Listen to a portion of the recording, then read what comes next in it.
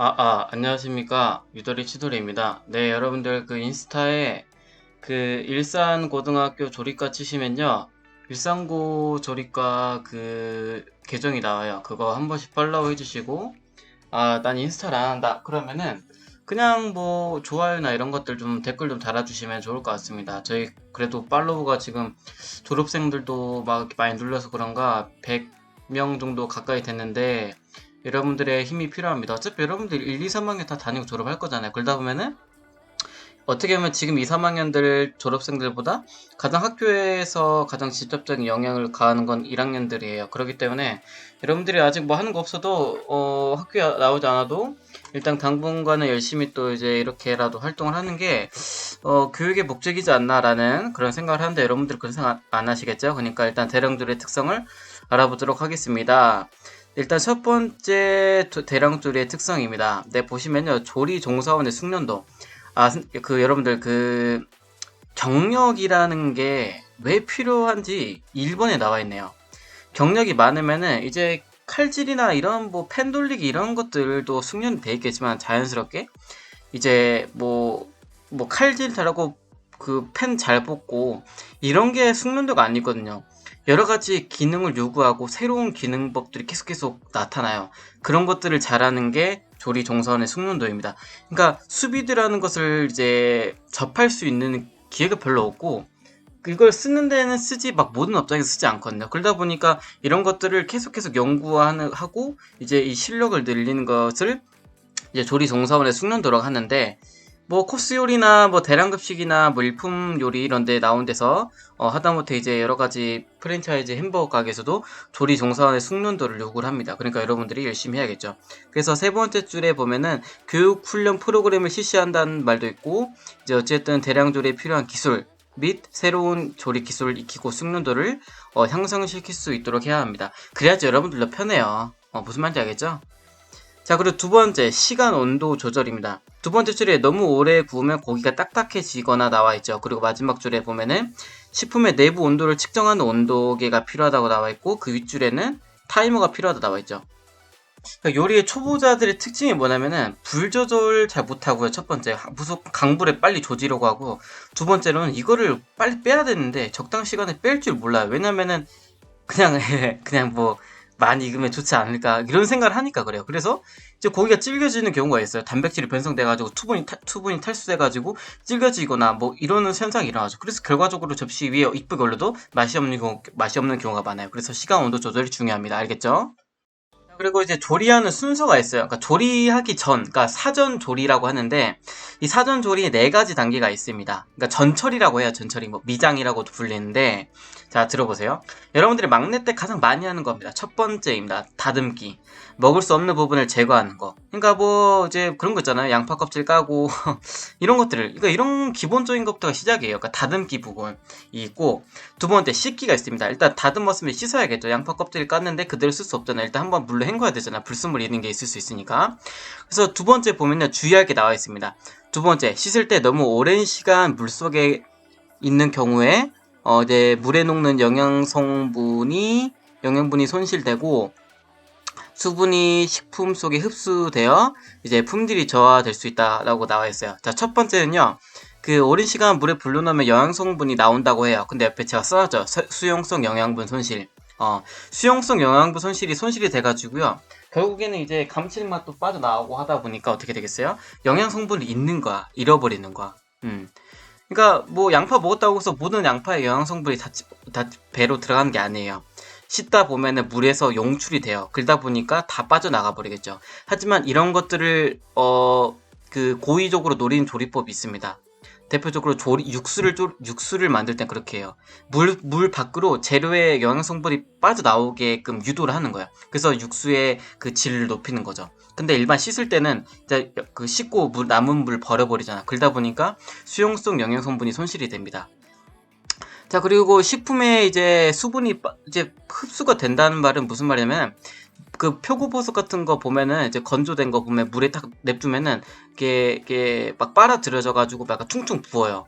그래서 우리가 먹기 용이한 상태가 되는데 이렇게 물이 닿아가지고 이제 건포 표고버섯 같은 경우는 이제 물에 불려가지고 이제 수분이 습수가 되면은 소화 흡수 흡수하기 용이하지만은 어쨌든 그런 의도 말고 물속에 많이 담가놨다가 식품 안에 물이 빨아들여져 버리면 어떻게 되냐면은 네, 아까도 말했듯이 이제 수용성 영양분 손실이 되지만 두 번째로는 연화된다고 나와 있어요. 107쪽 페이지 위에 보면 연화가 뭔지 나와 있죠.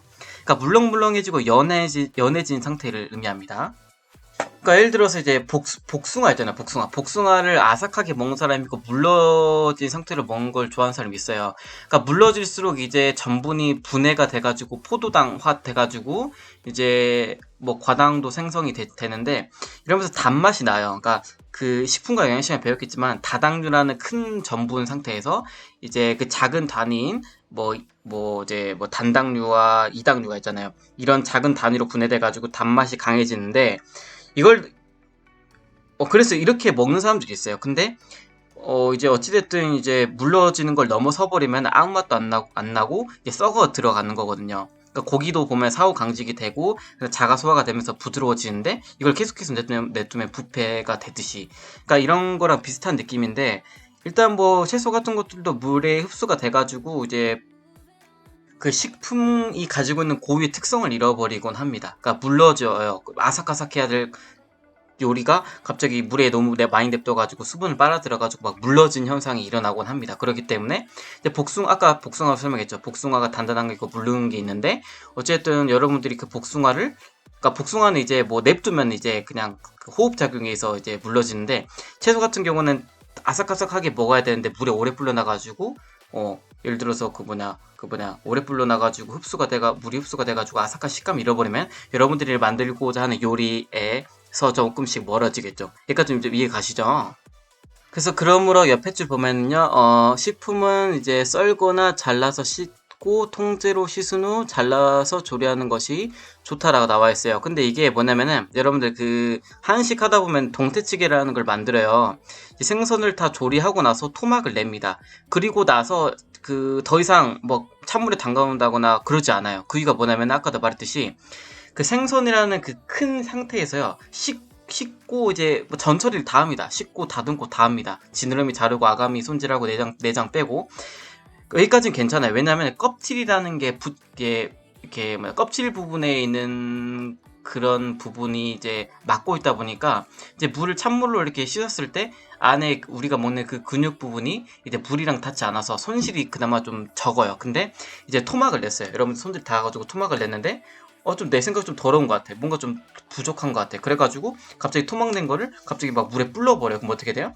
그 토막 내가지고 그 근육 부분이 지금 들어 나와 있는데 그게 물에 닿아버려 어떻게 되겠어요? 근육이 가지고 있는 그런 성분들을 잃어버려서 여러분들이 이제 조리를 했을 때 이 맛이 나면 안 되는데라는 그런 식감이나 맛이 나게 되거든요. 그래서 토막 냈을 때 진짜 찬물로 이렇게 씻어버리면 진짜로 근육에 있는 맛성분이 용출이 됩니다. 그러니까 주의해야 됩니다. 아시겠죠?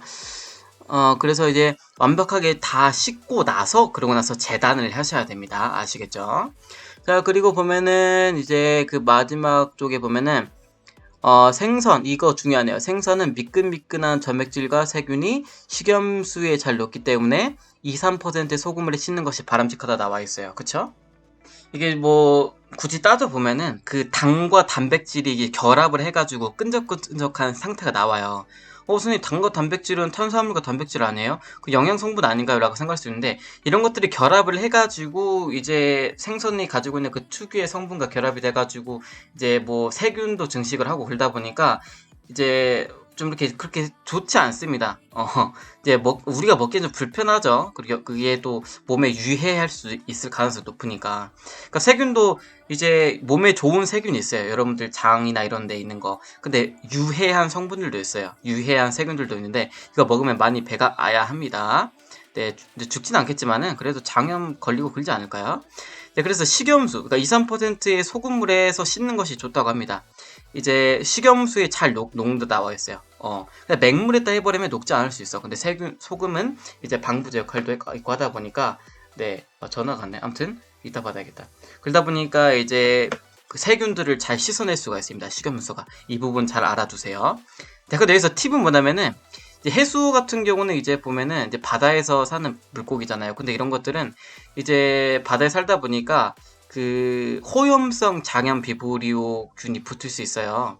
그러니까 호염성이라는 것은 염분을 좋아한다는 그 말이고, 장염 비브리오는 장염 비브리오예요. 그래서 식염수 소금물에서 증식할 수 있는 장염 비브리오균이 걸리기 때문에 생선에 따라서 손질하는 게 달라지니까 무조건 소금물에다가 씻는 것이 좋다 안 좋다라고 구분할 수 없습니다. 아시겠죠? 자, 여기서 많은 것들을 설명했는데 다 받아 적고 계시나요? 이런 것들 죄다 시험 문제 낼 건데 어쩔 수 없어요. 이런 것들을 시험 문제 내야지. 뭐 배운 게 있어야죠. 여러분들도 기껏 조리과 왔는데 뭐 배우고 졸업해야 되잖아. 자, 그리고 3번 보면 이제 담그기와 불리기를 합니다. 이제 씻었으면 이제 담글 거 담글 거 불릴 거 불려야겠죠. 그래서 이제 건조식품은 부드럽게 하거나 불필요한 성분을 제거하기 위해서 물에 담가 흡수시키는 것이다. 뭐 이렇게 나와 있어요. 그쵸? 이제 그래서 이제 뭐 담가놨을 때 여러분들이 어떤 식재료가 너무 써요. 이거 쓴맛을 제거하기 위해서 물에 담가놓으면 쓴맛이 막 우러나오고 그러거든요. 그럼 이제 그 물은 이제 뭐 쓸 수 있는데 쓰면 되는데 버리고 싶으면 버리는 거고, 이제 그런 식으로 해서 이제 담가놔서 담그기와 불리기를 사용합니다. 그리고 이제 옆에 보면은 이제 담그기와 불리기 세 번째 줄 보시면요. 건조식품을 불리는 경우 이제 뭐 미역 같은 경우 2-30분, 건표고버섯은 50에서 60분 이제 불려온다고 하죠. 이제 제가 써놨어요. 이제 뭐 열이 높을 시 향이 파괴된다 나와 있습니다. 그러니까 이제 물에 불려놓는 게, 표고버섯 같은 경우는 이제 약간 미지근한 물에 불려놔요. 그러면 이제 불려놓는 불 시간이 이제 이렇게 뭐라고 해야 될까, 저축? 저축이 아닌데 짧아지니까 찬물에 쓸 때보다 약간 미지근한 물에 약간 열이 있는 상태에서 이제 불려놓으면은 확실히 이게 더 빨리 불려집니다. 근데 여기서 사람들이 이제 이거를 선을 지켜야 되는데 선을 넘어버려요. 그래서 사람들이 이걸 어떻게 하냐면은 막 완전 뜨거운 물에다가 이렇게 불려버려요. 그러면은 열이 높으니까 향 성분이 파괴된다는 된다는 의미입니다. 그러니까 무조건 불린다고 해서 다 불린 게 좋은 게 아니야. 그러니까 이게 과학적으로 생각을 해야 되지, 무조건 빨리 부를 수 있으니까 나는 뭐 100도에서 팔팔 끓는 물을 넣겠어 이러면 절대 안 돼요. 그러면 표고버섯 향이 다 떨어져서, 표고버섯 왜 넣습니까? 다른 거 넣지. 차라리 안 넣고 말죠.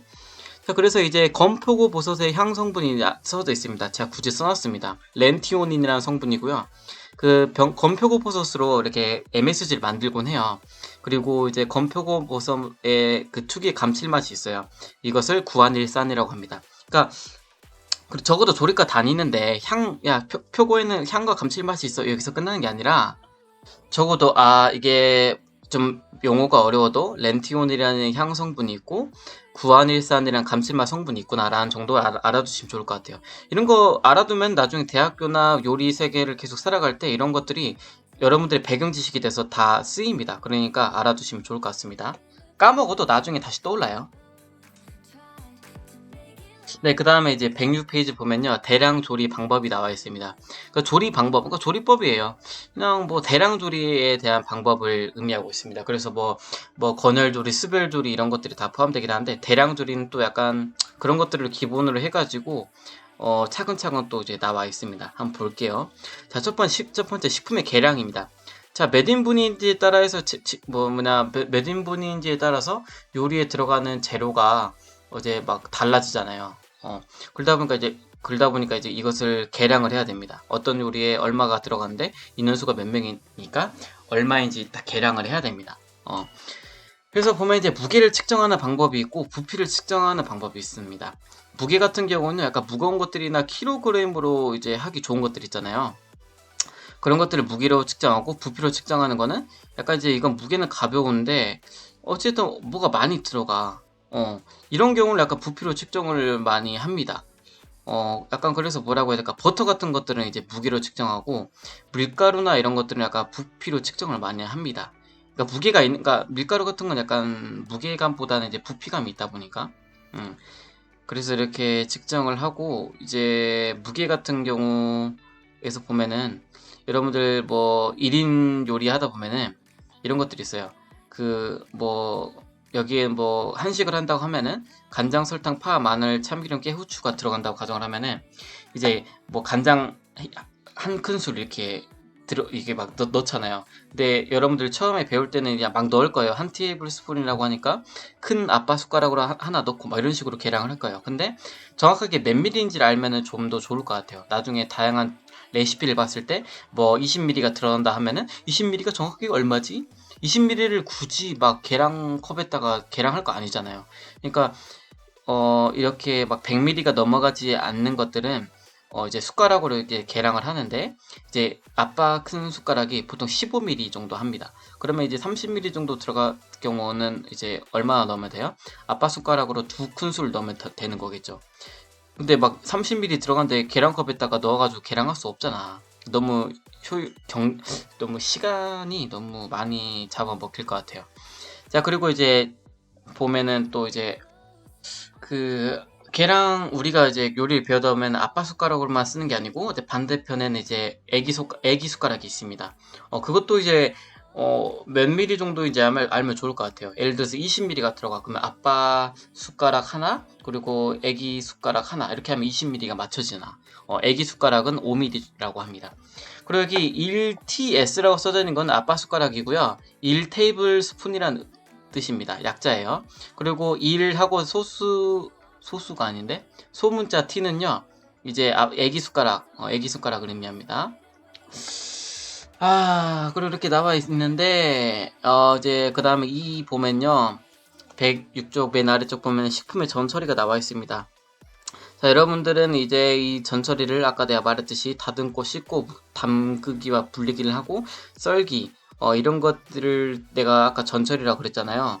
그러니까 전처리라고 하면은 이제 식품, 여러분들이 이제 뭐 요리를 이제 전처리해라, 미장을 해라 이렇게 말하면은 식재료를 가져와 가지고 요리할 수 있는 딱 그 상태를 만든다고 생각하시면 돼요. 재료를 가지고 와 가지고 이게 봉다리에서 뜯고 이제 접시 위에 담아놔요. 근데 담아놓기에는 너무 이제 껍질이 안 먹는 성분들이 많아. 그러면 이런 거 껍데기 제거하고, 이제 너무 더러우면 한 번씩 씻고, 그 상한 부분 잘라내고, 못 먹는 거 버려내고, 이렇게 먹을 수 있게 조리 바로 할 수 있는 상태를 이렇게 만들어내는 것을 전처리라고 합니다. 꼭 알아두셔야 돼요.